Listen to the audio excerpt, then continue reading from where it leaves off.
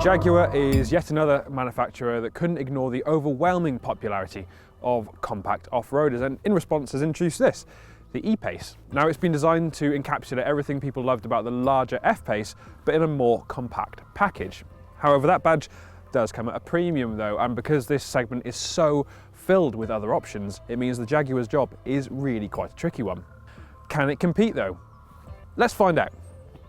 The E-Pace exterior design has been created to mimic the one you'll find on the F-Type sports car. It's why you'll find a big gaping grille up front and roundel style lights at the back. We'd say that it's a well executed look, and it fits with the premium image that the E-Pace is angled towards too. Jaguars are always initially designed to sit on large wheels, which is why if you want the cars to look right, they need to be sat on pretty big alloys. If you've ever seen a base spec Jaguar on tiny wheels, you'll know what we mean. They just don't look the part. The car we've got today is powered by Jag's 2-litre Ingenium petrol engine linked to the wheels via the tried and tested ZF automatic gearbox. It pushes out just shy of 200 brake horsepower, and Jaguar claims that it'll return 35.3 mpg combined, which we'll admit isn't the best in this segment. In truth, we've been seeing well under that in daily driving, and around town the figure plummets pretty hard. We'd argue that one of the diesel powertrains available are better suited to this vehicle, particularly if you're planning on undertaking longer journeys. Say what you like about Jaguar, it's a company that knows how to set up a car to steer properly. We've found that in its range of saloon cars, and we've found it in the larger F-Pace, and luckily we've found it in the E-Pace too. Why is that though? Well, first off, the seating position is excellent.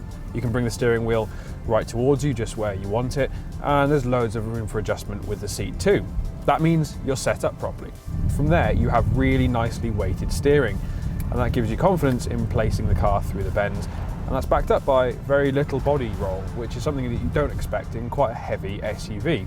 Any downsides? Well, around town the ride is quite jiggly, and let's be honest, you're going to be driving this type of car around town quite a lot. The 2-litre Ingenium engine under the bonnet is punchy enough for most driving, and it's surprisingly refined on the motorway too. The only issue we've found with it is due to its linkage with the gearbox. Coming away from a dead stop, it can be a little bit hesitant, and that makes moving away from junctions or getting away quickly on a roundabout a little bit tricky.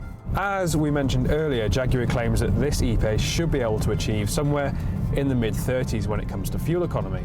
Now, during daily driving, we've been getting, well, somewhere in the mid-20s, which really isn't appropriate for a car of this type. We'll admit that this car does have a roof rack on it, which obviously knocks a few mpg off that figure, but realistically a car of this type should be hitting the 40s when it comes to fuel economy. And like we mentioned, a diesel is probably more appropriate for a car of this type.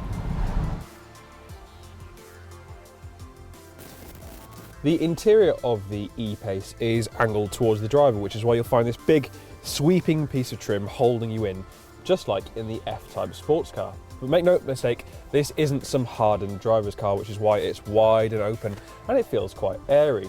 The infotainment screen is Jaguar's latest, and though it is easy to navigate, it isn't quite as clear as rival systems that we've seen. Elsewhere, things are just as good. You've got these nice big dials with displays in the middle of them showing you the temperature. And material quality is pretty good overall.